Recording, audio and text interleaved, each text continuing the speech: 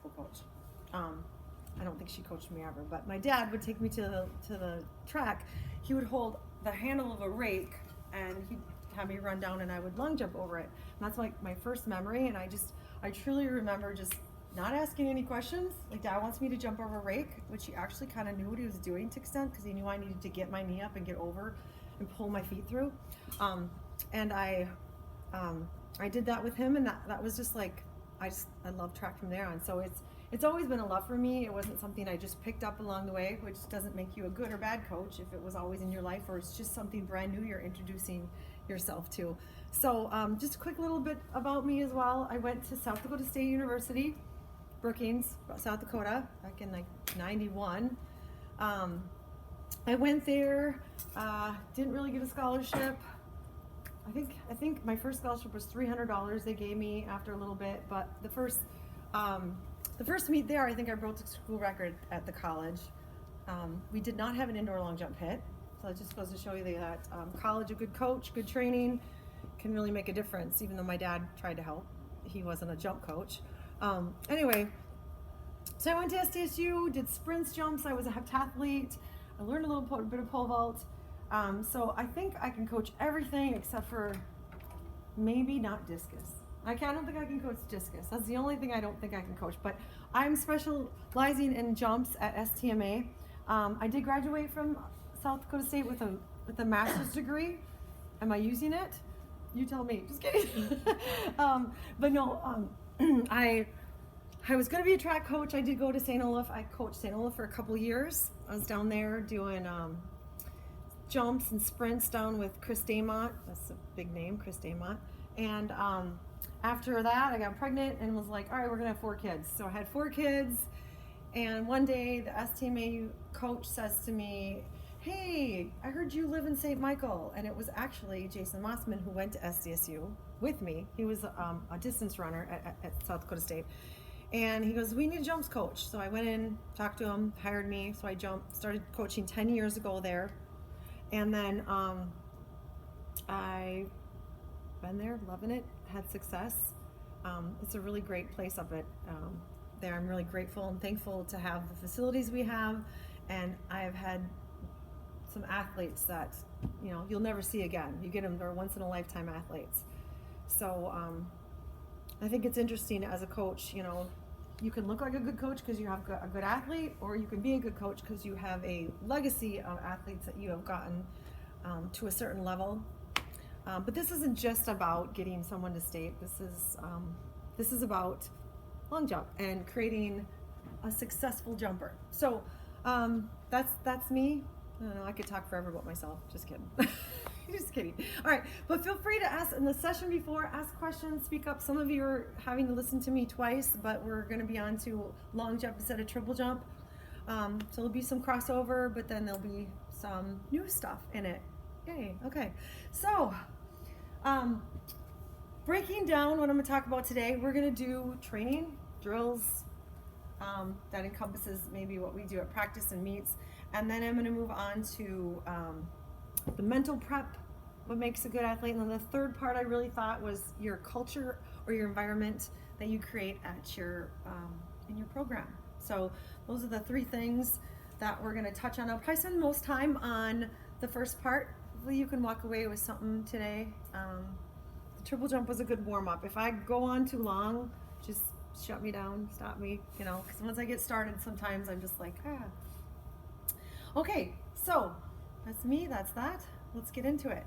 All right, so I'm at long jump, and I'm going to do my first day of practice. That's why I say day one. Day one, I'm going to say, who wants to long jump, who wants to learn, who's going to be my long jumpers. Let's learn the most basic thing of long jump to lead you to any success is your penultimate step. How do you pronounce that? Penultimate? Penultima? Right? It's kind of a funny one. Anyway, so that is the first thing I'm going to do with them. So, jumpers, we're at practice. We've warmed up, done our drills. Drills, we are going to work on which leg you're going to jump off of. Establish that first. Establish which leg so they understand what we're doing with the penultimate. Then I'm going to just do something so basic. Like, some of this stuff is really basic, but if you've never had someone jump or you're someone new to track. Do you know what's really interesting? I learned I've learned over the years is that no other sport really teaches an athlete how to run. Other sports don't.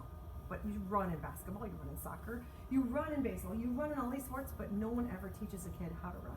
So you get all these athletes that come, I want to be in track, and we have the opportunity to teach them to run, which is going to help them in every other sport too. So anyway, long jumping, penultima. I think we're all familiar with this, but what I would do, and what I stressed in my other session, was just starting out really basic day one, the penultima step. A kid could go the whole season and not ever get penultima.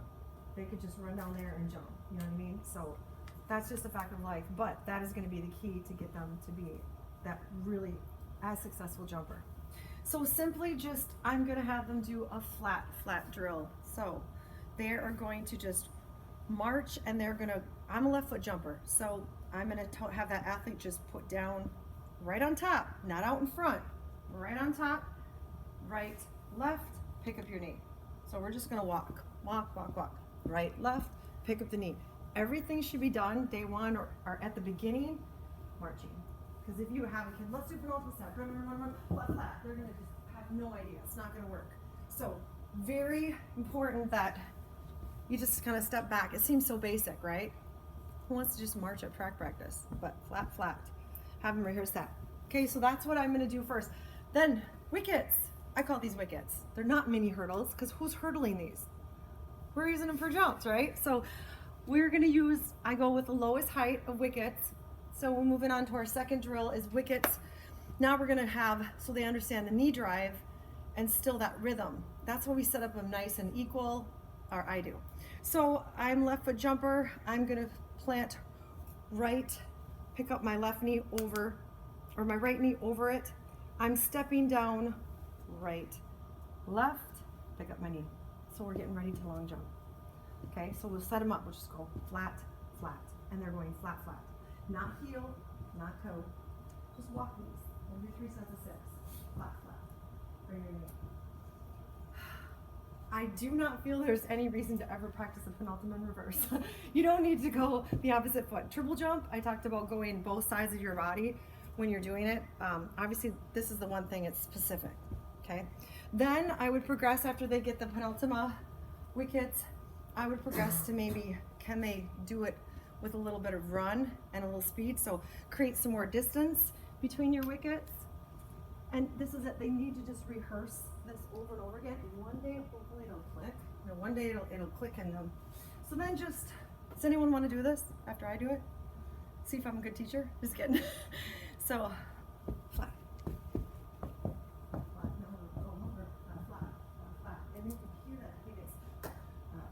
Little drop center of gravity, flat, over and over again. So I'm just going to do drills because I know there was a session on someone talking about the actual technical long jump, but I just want to show you drills now that you can put all that knowledge to. I like to do bounding for height, totally different. How many kids do you have come out for a track and they go like this? Can't even do it. Right? So make sure their hands are right. If you're long jumping, your right knee drives up, your left hand comes up. I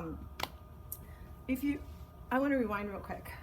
I was very blessed to have a daughter, 3 kids that do track, but one of them is Anna Kiefer, and she has the all-time state record in the long jump as 20 feet 1.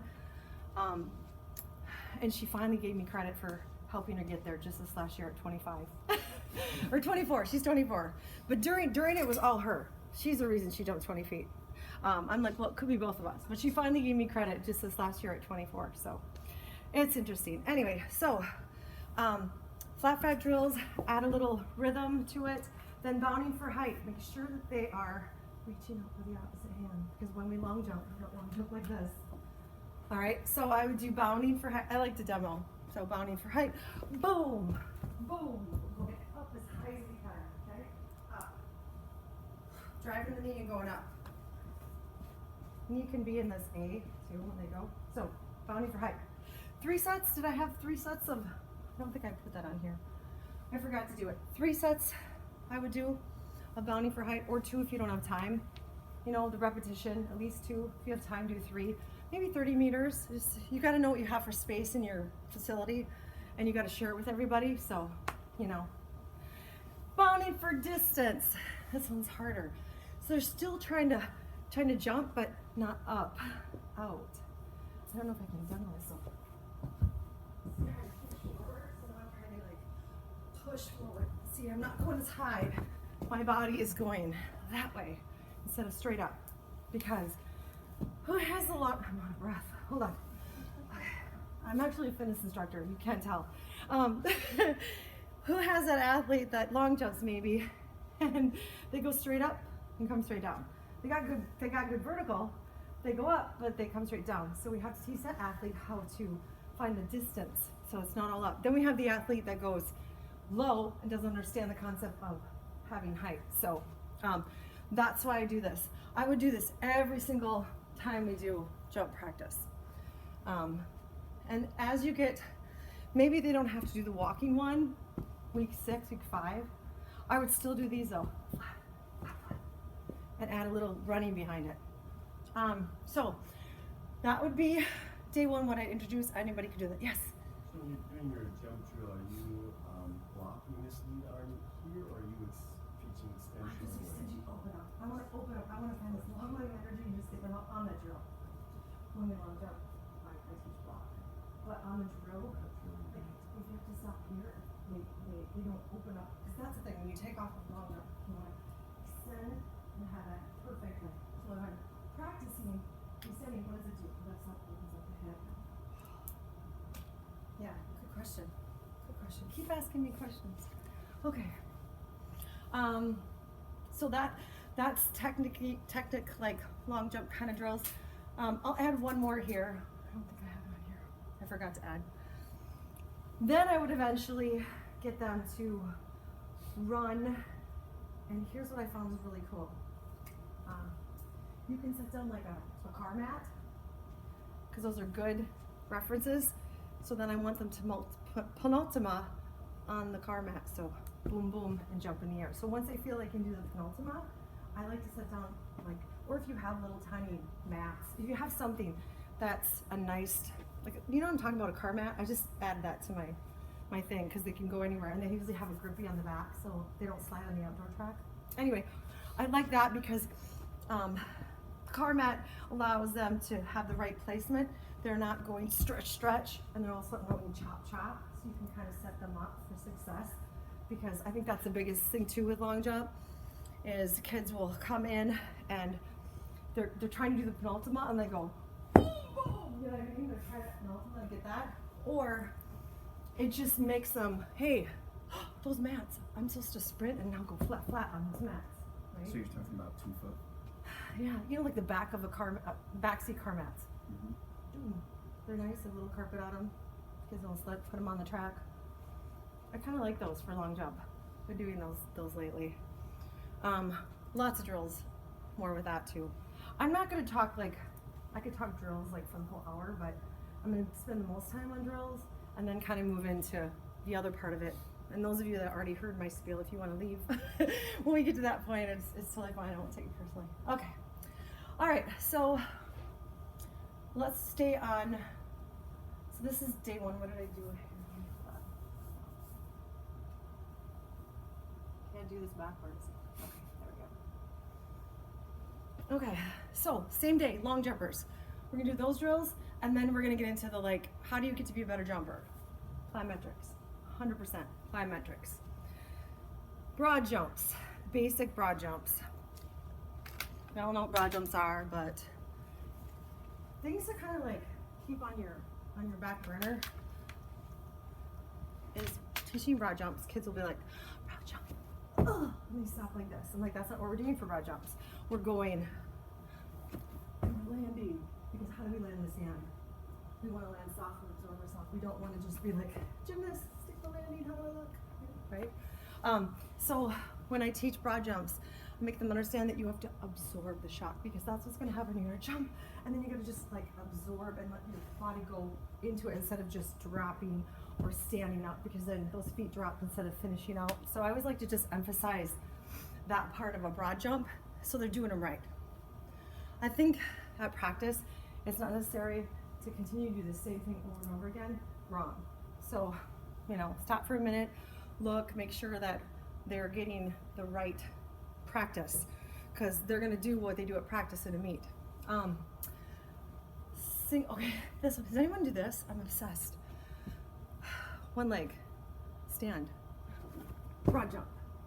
Okay, one leg, stand, broad jump. You gotta absorb that shock, get your knees down. So I love doing those, but make sure you do the right, make sure you do left.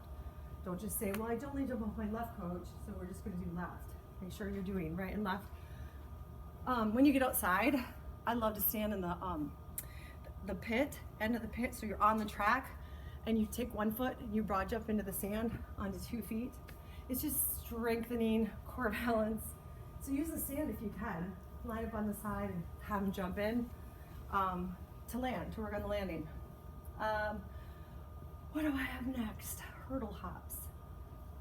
Okay, so this is also an essential I could do all season. Very essential. Height varies. I'm gonna start out my girls that are scared, right? Who all has those girls that are scared? That's okay, they should be scared because they're maybe not ready. So I'm gonna just start with this height. I'm gonna set up 5 to 6. It's not like you have to have 5 or you have to have 6. So start with the little bad boys, the little rickets at your higher height, and hurdle and hopping. This is like a long jumper's, I think, the long jumper that's going to be really successful and has the skills to be great.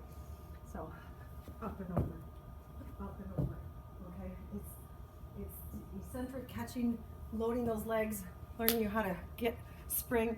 It's also going to be so great because it's going to build power, strength. When you long jump, kids tend to, brand new long jumpers, they just go like this in the sand. You know, they run, they take off, and they land. This, if you tell them why we're doing this, that's the other thing too. Let them know why we're doing this. Because when you jump, you want to bring your knees up and finish your jump. So this is like the same thing. Oh, I bring my knees up. Oh, I get it now. At the end of my jump, after I take off, those legs gotta come through, knees gotta come up, and then extend out. I would do hurdles for kids that are ready. This is just not challenging enough, but start with this. Does that make sense? Any questions? You know, like put the hurdle on the lowest height and pop over those. The boys will be, and eventually, if they're scared and they gotta stop, no worries. I like to have them, you know, boom, boom, boom, boom. Come back, tire them out a little bit, you know? Safety first. Okay, that's it. Last thing is box jumps. Do most of you guys have boxes, plyometric boxes or something, or, I don't know, right? If you don't, you don't. But if you have the luxury of having plyometric boxes, or go to the weight room and they have one, you can steal. So, or what? I could probably take this chair to practice and use this. So depth jumps, I love these. Foot out and jump. Or depth jump, we're stepping on the box, we're dropping, and we're sprinting.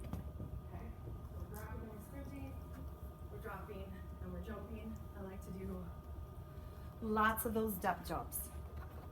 Now you know my secret. Just kidding. You're like, I already do those. Basic box jumps, you know, we're all familiar. Jump up, jump down on the box. You can do them too, but these are kind of my favorite if I had to touch on it, because you don't need 800 drills, right? You just need the ones that hopefully are gonna